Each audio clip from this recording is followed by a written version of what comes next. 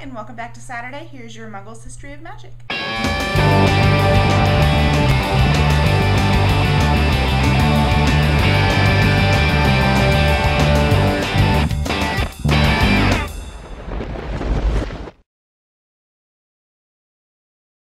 Okay, so we are starting Harry Potter and the Prisoner of Azkaban this week. I really like this book, and as evidence, I'm going to show you my copy of Harry Potter and the Prisoner of Azkaban.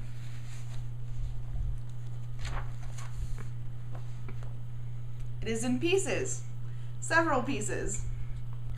My favorite line from this section comes from the phone call that Uncle Vernon receives from Ron, and it's Uncle Vernon's reaction to it, and he says, "There is no Harry Potter here," he roared, now holding the receiver at an arm's length, as though frightened it might explode. "I don't know what school you're talking about. Never contact me again. Don't you come near my family." I think that Vernon is ridiculous. He is afraid of Ron Weasley, 13-year-old Ron Weasley, who probably couldn't hurt anyone, even if he tried. He's afraid of Ron Weasley hurting his family, and not just him. He feels he needs to protect his family from Ron Weasley. I'm pretty sure for years I would not be afraid of Ron Weasley. I wouldn't have any problem putting my family in the path of Ron Weasley. Ever.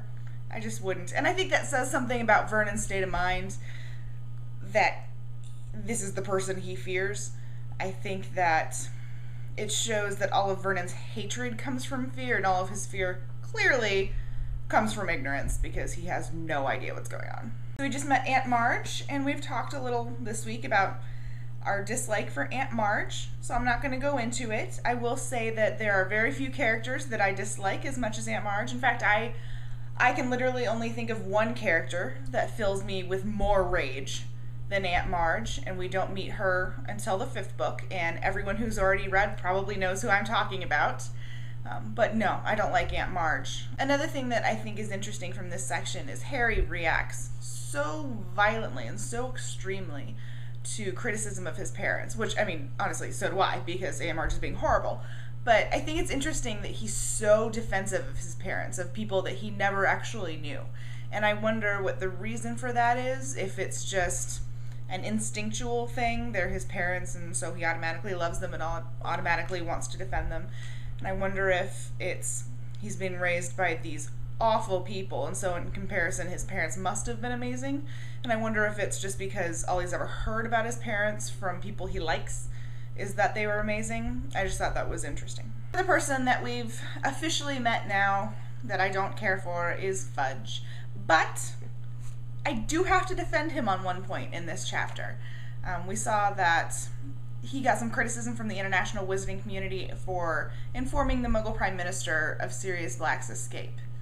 Here, I think he did the right thing.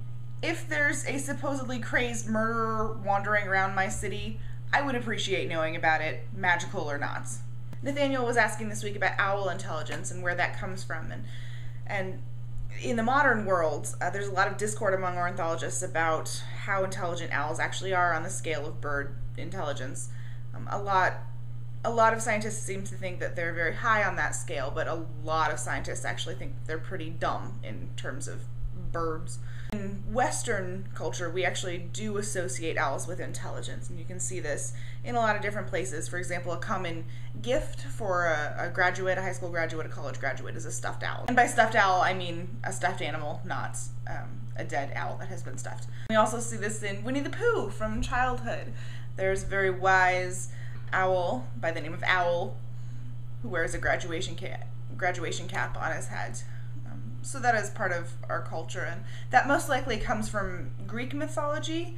The goddess of wisdom, Athena, is often portrayed with an owl on her shoulder, carrying an owl. So that's where that association probably comes from. I have a tiny spoiler section this week, so if you haven't read ahead, then I will see you next week. And if you're sticking around, I just have one quick note. I think it's interesting that Harry uses Neville's name when he's on the run. He's not the first person I would have thought of if I was Harry. I probably would have thought of Ron first, or would have thought of Dudley first, two people around my age whose names I could have used. And I almost wonder if J.K. Rowling is intentionally trying to create an association between Harry and Neville. Obviously, we know that Harry and Neville have a lot of very important things in common, and they're very much the same in a lot of ways, and I wonder if she's trying to plant that in our heads now. And I could be way off base, but I think it's interesting that the other name he chooses is Neville. That's all I have for this week.